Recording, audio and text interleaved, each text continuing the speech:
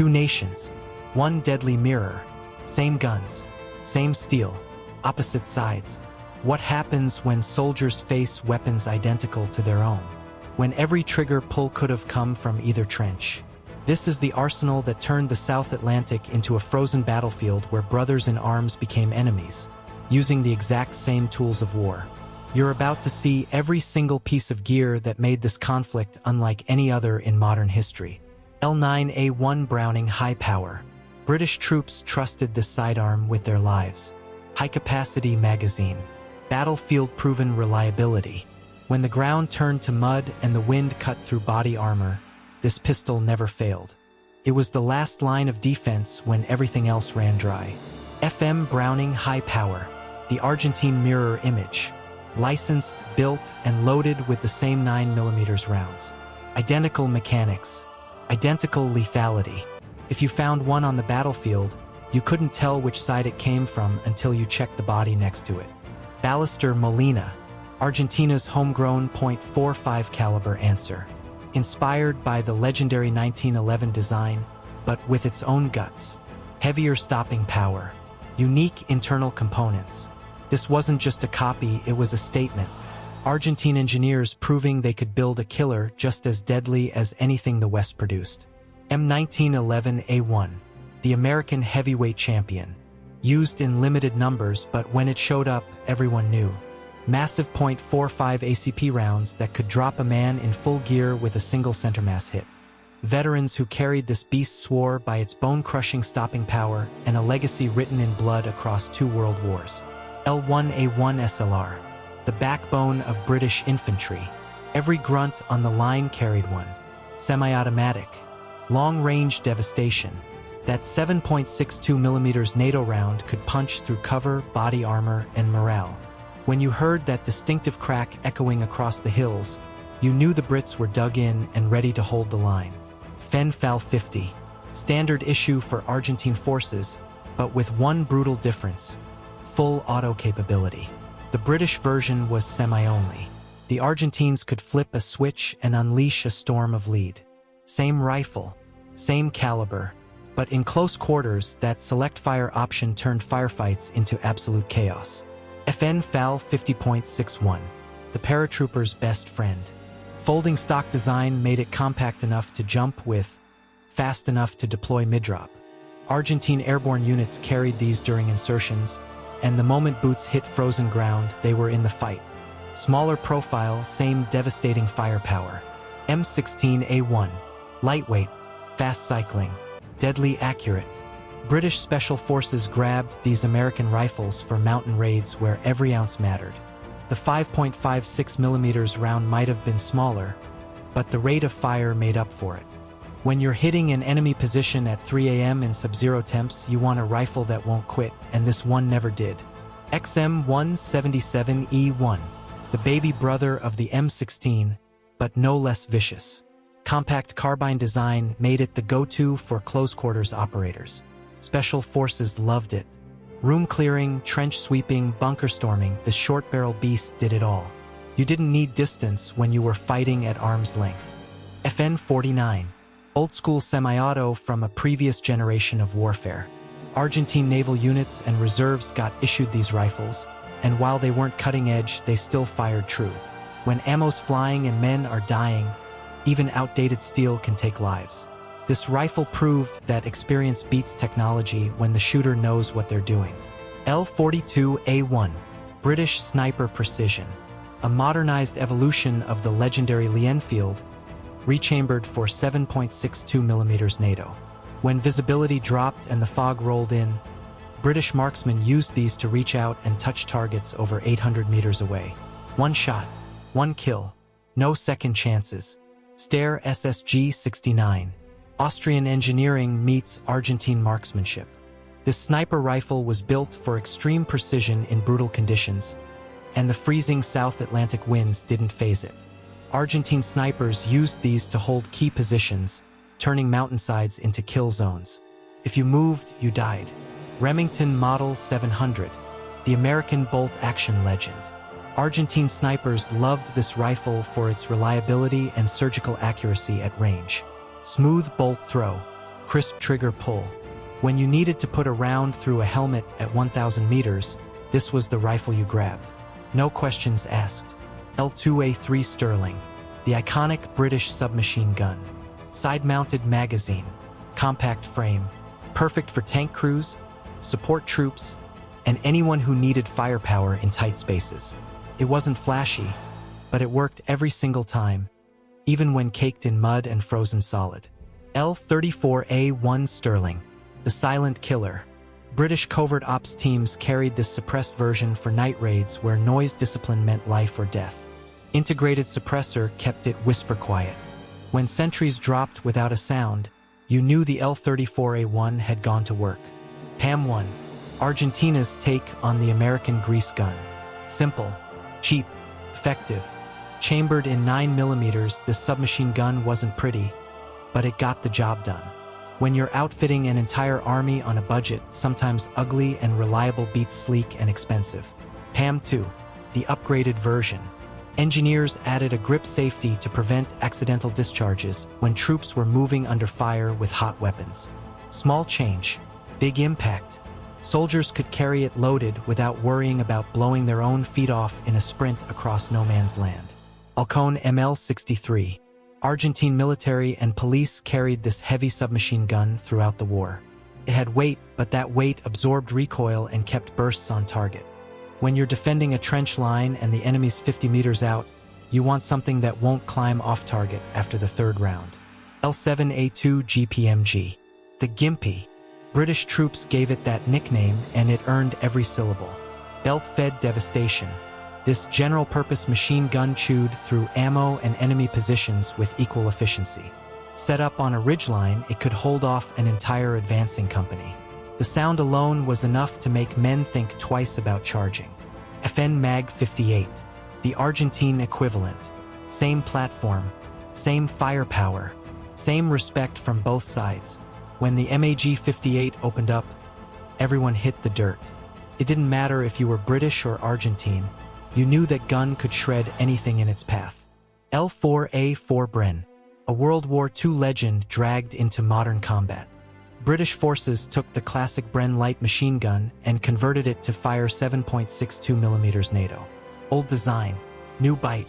It was still one of the most reliable support weapons on the battlefield, and soldiers who carried it swore it would outlast them. FENFAP, the heavy barrel version of the Argentine battle rifle. Slap a bipod on it, load it up, and suddenly your standard infantry rifle becomes a light support weapon. Sustained fire, accurate bursts. It gave squads organic firepower without needing a dedicated machine gun team. Browning M2HB, the legendary .50 cal. This heavy machine gun has been in service since before most soldiers' grandfathers were born, and it's still the king of long-range suppression. Could chew through light armor, punch holes in bunkers, and reach out over a mile. When the M2 spoke, everyone listened. Browning M1919A4, an older .30 caliber relic, but still deadly. Argentine forces used these in defensive positions where mobility didn't matter. Mount it, feed it, let it rip. Fixed emplacements turned into fortresses of sustained fire that could hold a position for hours. Remington 870, the pump-action workhorse, close-quarters nightmare, bunker-clearing beast. British troops used these shotguns when the fighting got personal. Muddy trenches, tight corridors, desperate last stands. One trigger pull, multiple wounds, devastation at arm's length. Browning Auto 5, one of the first successful semi-auto shotguns ever made. Limited use during the conflict, but when it showed up, it made an impact. Specialized roles. Close combat scenarios. When you needed fast follow-up shots without working a pump, this was your answer. M79 Grenade Launcher. The blooper. Single shot. High explosive. Infantry loved it because it gave them indirect fire capability without lugging a mortar. See a hillside full of enemies? Lob a 40mm grenade over the crest and let physics do the rest. Simple, effective, terrifying. M203, the game changer. Mount this grenade launcher under an M16, and suddenly one soldier has the firepower of two. Rifle rounds for precision, grenades for groups, Switch between them instantly. No second weapon to carry. No extra man needed. Pure tactical efficiency. M72 Law. Lightweight. Disposable. Deadly. This anti-tank rocket wasn't just for tanks, it became the go-to bunker buster. One soldier could carry it, aim it, fire it, and toss it. Enemy fortified position? Gone. Stone bunker? Rubble. To put heavy firepower in the hands of every infantryman. L-14A1 Carl Gustav. The 84mm recoilless rifle. British troops used this beast to deliver massive explosive payloads against Argentine stone bunkers. The backblast alone could knock you off your feet, but the devastation downrange was worth it. One shot could collapse an entire defensive position. Milan ATGM. Wire-guided precision. Advanced anti-tank missile system that could take out hardened targets from over 2,000 meters away. The operator guided it all the way to impact. No escape. No cover thick enough. If the Milan locked on, you were done. M20 Super Bazooka, a legacy weapon from the 1950s, but Argentine forces still fielded it for extra fire support. Mid-20th century design meeting late 20th century combat. It wasn't fancy, but a rocket's a rocket, and when it hits, nobody cares how old the launcher is. M67 recoilless rifle. Portable 90mm devastation. Argentine troops used this for direct fire against buildings and light armor. Point. Shoot. Watch the target disintegrate. The recoilless design meant you could fire it without getting knocked backward, and that made all the difference in fast-moving engagements. FM Model 1968 105mm. The Argentine sledgehammer. This massive recoilless rifle could destroy almost anything on the battlefield with a single shot. Tanks, bunkers, fortified positions. When this weapon fired, the shockwave alone told you something catastrophic just happened downrange. Short blowpipe, the primary British man-portable anti-aircraft missile. Difficult to aim, tricky to use, but it was all they had to defend against low-flying Argentine jets screaming over the battlefield. Operators had to manually guide it to target, and in the chaos of combat, that was easier said than done. FIM 92 Stinger. Heat-seeking. Fire and forget. Deadly. These advanced American missiles were secretly supplied to British SAS forces. Point at the jet. Lock tone. Squeeze. The missile does the rest. Argentine pilots learned to fear the Stinger because once it launched, there was no outrunning it. 9K-32 Strela 2. Soviet-made shoulder-fired anti-aircraft missile. Argentine forces used these to try and bring down British Sea Harriers. Cold War technology meeting South Atlantic combat. When the jets came in low for ground attack runs, Strela operators were the last line of defense. L9A1 51mm mortar. Light, portable, essential. British platoons carried this mortar for quick smoke screens and illumination during night attacks. When you needed to obscure enemy vision or light up no man's land at 2 a.m., this was your tool. Small size, big tactical impact. L16A1 81mm mortar. The backbone of British indirect fire. These mortars rained down consistent, accurate hell during the final pushes for high ground. Set up behind cover, calculate range, drop rounds, and watch entire enemy positions disappear in clouds of shrapnel and smoke. FM 60mm mortar. Argentine infantry squads loved this light mortar because it gave them organic artillery support without waiting for the big guns. Small units could call their own fire missions. See an enemy position? Drop a few rounds and move before counter-battery fire finds you. FM 81mm mortar. Standard Argentine medium mortar. Used extensively to shell British approach routes. Dug in on reverse slopes, these crews could drop rounds on advancing troops for hours, turning open ground into a killing field without ever being seen. FM 120mm mortar. The heaviest mortar in the Argentine arsenal. This beast could launch massive explosive shells several kilometers downrange with devastating effect. When 120mm rounds started falling, there was no cover strong enough. You either ran or you died. L2A2 grenade. Standard British fragmentation grenade. Small, Deadly. Perfect for clearing Argentine trenches and bunkers. Pull pin. Count. Throw. Take cover. The blast and shrapnel did the rest. In close-quarters trench warfare, grenades saved more lives than rifles. FMK-2 Grenade. The main Argentine frag grenade. Spherical shape. Plastic body. Easy to recognize, easy to carry, easy to throw. When fighting got close and personal, soldiers on both sides were tossing these back and forth like the world's deadliest game of catch. M26 Grenade. Lemon-shaped. Reliable blast radius. Argentine troops used these throughout intense close combat. The fragmentation pattern was predictable, and in the chaos of a firefight, predictability meant you knew exactly how far to throw and how fast to duck. 2 Malawian Quaches Grenade. The classic pineapple. An older design, but still carried by Argentine infantry defending the islands. When you pulled that pin and felt the weight in your hand, you were holding a piece of military history that had killed men in every major conflict since World War I. Number 80 White Phosphorus Grenade. British smokescreen in a can. Throw it, and thick white smoke billows out, obscuring enemy sight lines. But white phosphorus also burns at insane temperatures, and in extreme situations, it became a terrifying incendiary weapon that stuck to skin and couldn't be extinguished. KF Anti-Tank Grenade. A rifle grenade designed to launch from the muzzle of a standard rifle. Suddenly, every infantryman had a way to fight armored vehicles. Attach. Fire. The grenade rockets downrange and punches through armor. Individual soldiers became tank killers. Energa Rifle Grenade. Powerful anti-armor capability launched from a rifle. This grenade could penetrate light tank armor and reinforced bunkers. When you didn't have a rocket launcher but you had a hard target, the Energa turned your rifle into a makeshift anti-tank weapon. Strim 40.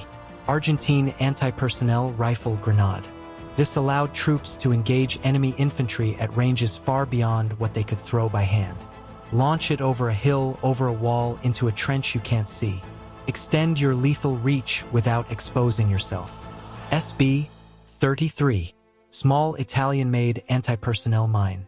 Plastic construction made it nearly impossible to detect with traditional metal detectors.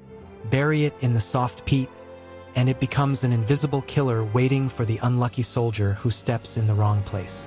SB-81. Large Italian anti-tank mine. Designed to disable heavy vehicles. Argentine forces laid these in massive numbers across island valleys, turning roads into death traps. Step on one in a vehicle and you're not walking away. You're not driving away either. FMK-1. Argentine-made plastic anti-personnel mine. Thousands were buried in the soft peat during the war, and they remained a deadly threat for decades after the shooting stopped. Even today, some areas are still marked as minefields because these silent killers are still buried underground. Number 4 Anti-Personnel Mine. Small. Plastic. Disruptive. Used to slow down and channel enemy movement. Its compact size meant you could lay dozens in a small defensive area, creating a lethal maze that forced attackers into pre-sighted kill zones. C3A1. British anti-personnel mine designed to maim rather than kill. Blow off a foot. Shatter a leg. Create a screaming casualty who needs 2 more soldiers to carry him out. It's cold math. 1 wounded enemy ties up more resources than 1 dead enemy. M18A1 Claymore. Directional devastation. 700 steel balls blast out in a 60-degree arc when this mine detonates. Front toward enemy stamped right on it. Set up along a perimeter, wire it to a clacker, and wait. When the enemy comes, 1 squeeze sends a wall of steel downrange. Terrifying. Effective. Unforgettable. L1A1 bayonet. The long blade designed for the British battle rifle. This wasn't just for show. British troops fixed bayonets and charged Argentine positions in the famous night assault on Mount Tumbledown. Cold steel. Close combat. When ammo ran low and the enemy was in your face, this blade decided who lived and who died. FN FAL Type A, B/C bayonet. Various styles of bayonets used on Argentine rifles. Essential tools for brutal close quarters fighting at night. When visibility dropped to 0 and soldiers were grappling in the dark, These blades became the difference between survival and a shallow grave. Fairbairn Sykes' fighting knife, the iconic double-edged dagger of British commandos, a symbol of elite status, designed for one purpose: silent, lethal sentry removal. Slip behind the guard, hand over mouth, blade between the ribs. No noise, no mercy, just cold professionalism. M3 trench knife, sturdy American design carried by Argentine forces. Practical tool and weapon for the harsh realities of frontline survival. Dig, cut, stab, pry, open cans, open enemy soldiers. In war, the line between tool and weapon disappears fast. Same steel, same triggers, opposite trenches. When armies mirror each other's arsenal, the fight comes down to training, terrain, and the will to survive. Every weapon on this list took lives on both sides. Every soldier who carried them knew they might face the exact same gun pointing back. If this breakdown opened your eyes to the brutal reality of modern warfare, hit that subscribe button and drop a like. We're diving deeper into military history's most insane conflicts, and you don't want to miss what's coming next. Tell us which of these weapons you found the most dangerous.